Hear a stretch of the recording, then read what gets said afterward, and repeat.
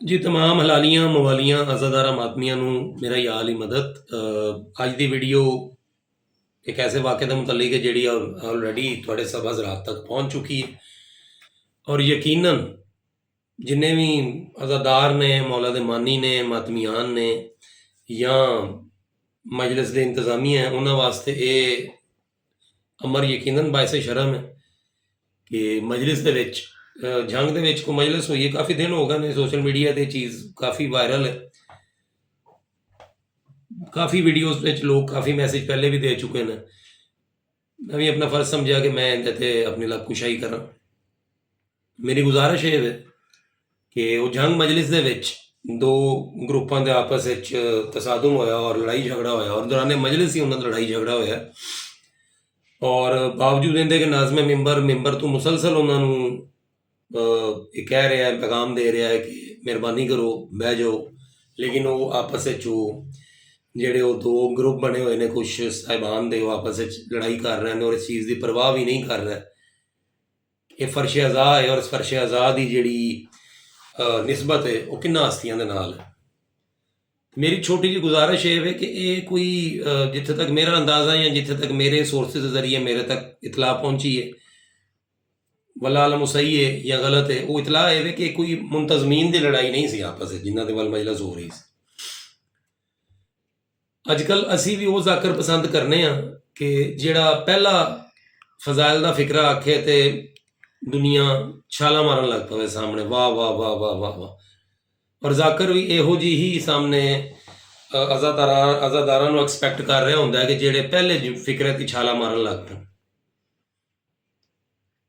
कदीम जाकरी भी हुंदी सी, बड़े सोहना वो जाकर पढ़ते सन। वो जिहड़े साडे बजुर्ग जाकर दुनिया तो पर्दा कर चुके हैं, उन्हां दे हिसाब दे ते अजकल उन्हां दे तो पंजाबी चाहते हैं कि उन्हां दे भाव दे ते जाकर है ही नहीं ने जिहड़े अजकल ने, ये तो उन्हां दे मुकाबले च पानी भरदे ने।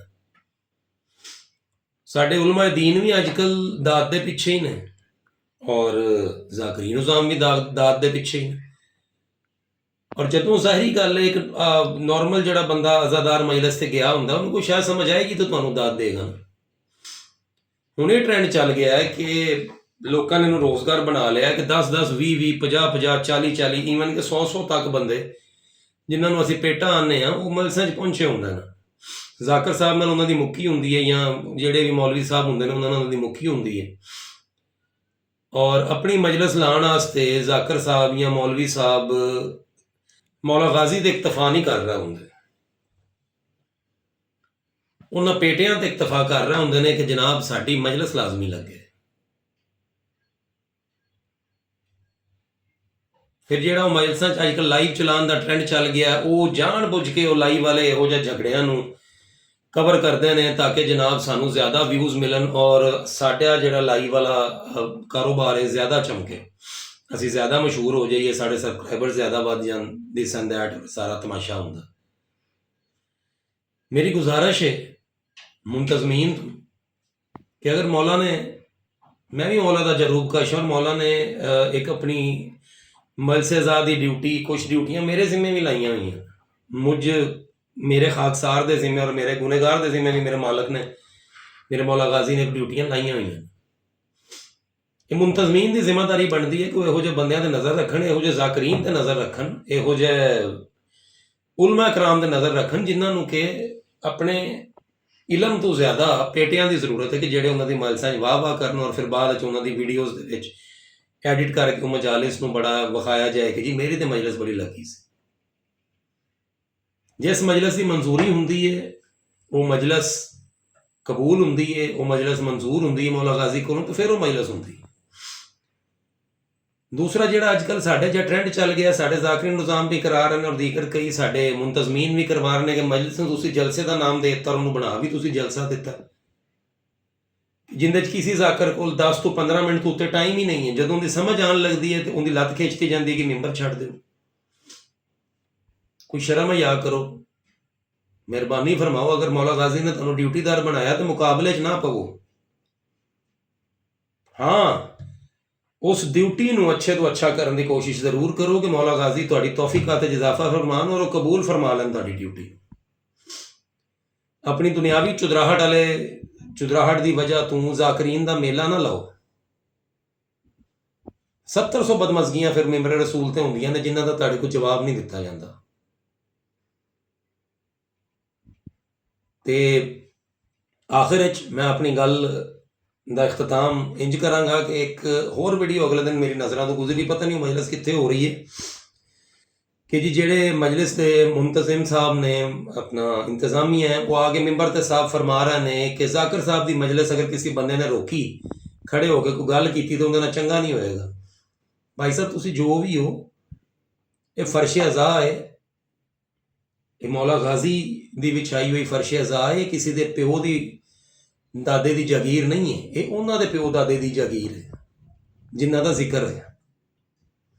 ਔਰ ਇਹ ਜ਼ਿਕਰ ਹੁਸੈਨ ਹੈ ਵੀ ਤੇ ਅਸੀਂ ਸਾਰੇ हैं।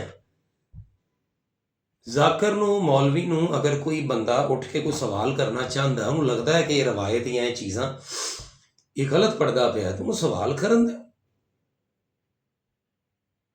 ਅਸੀਂ ਬਤੌਰੇ ਸੈਯਦ ਜਿਨ੍ਹਾਂ ਨਾਲ ਸਾਡੀ ਨਿਸਬਤ ਹੈ, ਉਹ ਤੇ ਸਾਰੀ ਉਮਰ ਆਪਣੇ ਦੁਸ਼ਮਣਾਂ ਨੂੰ ਵੀ ਆਂਦੇ ਰਹਿ ਕੇ ਸਲੂਨੀ ਸਾਡੇ ਕੋਲੋਂ ਪੁੱਛੋ। ਹਾਂ ਕੋਈ ਮੁਕੱਸਰ, ਕੋਈ ਹੋਰ ਐਸਾ ਫਸਾਦੀ ਤੁਹਾਡੀ ਮਜਲਿਸ ਖਰਾਬ ਕਰਨ ਲੱਗੇ ਤੇ ਜ਼ਰੂਰ ਉਹਨੂੰ ਕੰਨ ਤੋਂ ਫੜ ਕੇ ਮਜਲਿਸ ਤੋਂ ਕੱਢ ਦਿਓ। ਮਜਲਿਸ 'ਚ ਫਸਾਦ ਨਾ ਹੋਣ ਦਿਓ। ਲੇਕਿਨ ਅਗਰ ਕੋਈ ਬੰਦਾ ਤੁਹਾਡੇ ਜ਼ਾਕਿਰ ਤੋਂ ਉਹਦੀ ਕੋਈ ਗਲਤ ਰਵਾਇਤ ਪੜ੍ਹਨ ਤੇ ਜਾਂ ਕੋਈ ਚੀਜ਼ ਪੜ੍ਹਨ ਤੇ ਕੋਈ ਸਵਾਲ ਕਰਦਾ, ਤੇ ਭਾਈ ਉਹ ਮੈਂਬਰ ਰਸੂਲ ਤੇ ਖਲੋਤਾ, ਉਹਦੇ ਤੇ ਹੁਜਤ ਤੇ ਕੋਈ ਜਵਾਬ ਦੇਵੇ ਜੋ ਪੜ੍ਹਦਾ ਪਿਆ। ਉਹਨੂੰ ਪਤਾ ਹੋਵੇ ਕਿ ਉਹ ਕੁਰਾਨ ਦੀ ਕਿਹੜੀ ਆਇਤ ਦਾ ਤਰਜਮਾ ਸੁਣਾ ਰਿਹਾ ਹੈ, ਉਹ ਮੌਲਾ ਦੇ ਫਜ਼ਾਇਲ ਜਾਂ ਮਸਾਇਬ ਕਿਹੜੀ ਮਕਤਲ ਦੀ ਕਿਤਾਬ ਤੋਂ ਜਾਂ ਫਜ਼ਾਇਲ ਦੀਆਂ ਬਹੁਤ ਸਾਰੀਆਂ ਕੁਤਬ ਨੇ ਕਿੱਥੋਂ ਪੜ੍ਹਦਾ ਪਿਆ। ਮੈਂਬਰ ਹੁਸੈਨ, ਮੈਂਬਰ ਰਸੂਲ, ਮਲਸੇ ਹੁਸੈਨ को बदमाशी ਕਰਨ ਦੀ ਜਗ੍ਹਾ ਨਹੀਂ ਹੈ। ਤੇ ਦਰਵੇਸ਼ੀ ਲੈਣ ਦਾ ਇੱਕ ਜ਼ਰੀਆ ਹੈ, ਔਰ ਪਹਿਲਾ ਔਰ ਆਖਰੀ ਜ਼ਰੀਆ ਉਹੀ ਹੈ ਜਿੱਥੋਂ ਦਰਵੇਸ਼ੀ ਲੱਗਦੀ ਹੈ। ਚੁਦਰਾਹਟ ਦੇ ਤਨਾਜ਼ੇ ਦੇ ਵਿੱਚ ਇੱਕ ਦੂਜੇ ਦੇ ਮੁਕਾਬਲੇ ਤੇ ਇਮਾਮ ਬਾਰਗਾਹਾਂ ਨਾ ਬਣਾਓ, ਇੱਕ ਦੂਜੇ ਦੇ ਮੁਕਾਬਲੇ ਤੇ ਮਲਸਾ ਨਾ ਕਰਾਓ। ਇੱਕ ਵਾਰੀ ਮੌਲਾ ਦੀ ਹੁਬ ਵਿੱਚ ਇਮਾਮ ਬਾਰਗਾਹ ਬਣਾ ਕੇ ਵੇਖੋ, ਮੌਲਾ ਦੀ ਹੁਬ ਵਿੱਚ ਕੋਈ ਮਲਸੇ ਅਜ਼ਾ ਮੁਨੱਕਦ ਕਰਾ ਕੇ ਵੇਖੋ। ਉਹਦੀ ਕਬੂਲੀਅਤ ਵਿੱਚ, ਔਰ ਜੋ ਅਸੀਂ ਦੁਨੀਆਦਾਰੀ 'ਚ ਪਏ ਹੋਏ ਹਾਂ ਕਿ ਜੀ ਫਲਾਣਾ ਮਜਲਿਸ ਕਰਾਉਂਦਾ, ਇਹ ਮੇਰੇ ਤੋਂ ਵੱਡਾ ਚੌਧਰੀ ਬਣ ਗਿਆ, ਮੈਂ ਤਾਂ ਹੁਣ ਇਹਦੇ ਤੋਂ ਵੱਡਾ ਜਲਸਾ ਕਰਵਾਉਣਾ ਲਾਜ਼ਮੀ, ਮੈਂ ਇਹਦੇ ਤੋਂ ਵੱਡੇ ਜ਼ਾਕਰ ਪੜ੍ਹਾਉਣੇ ਨੇ। ਅਸੀਂ ਆਪਣੀ ਬਰਬਾਦੀ ਨੂੰ ਔਰ ਆਪਣੀ ਤਬਾਹੀ ਨੂੰ ਯਕੀਨਨ ਆਵਾਜ਼ ਦੇ ਚੁੱਕੇ ਹਾਂ, ਔਰ ਉਹ ਸਾਡੇ ਨਜ਼ਦੀਕ ਪਹੁੰਚ ਚੁੱਕੀ। ਅਸੀਂ ਅਜ਼ਾਦਾਰੀ ਨਹੀਂ ਕਰ ਰਹੇ, ਅਸੀਂ ਰਿਆਕਾਰੀ ਕਰ ਰਹੇ। ਮੌਲਾ ਮੈਨੂੰ, ਤੁਹਾਨੂੰ ਸਭ ਨੂੰ ਹਦਾਇਤ ਦੇ ਰਸਤੇ ਤੇ ਚੱਲਣ ਦੀ ਤੌਫੀਕ ਦੇ ਦੇ, ਔਰ ਸਾਨੂੰ ਰਿਆਕਾਰੀ ਤੋਂ ਮਹਿਫੂਜ਼ ਰੱਖੇ, ਔਰ ਸਾਨੂੰ ਮੌਲਾ ਹੁਸੈਨ ਦਾ ਮਾਨੀ ਹੋਣ ਦੇ ਦਰਜੇ ਤੇ ਫਾਇਜ਼ ਕਰ। ਲਬੈਕ ਯਾ ਹੁਸੈਨ ਯਾ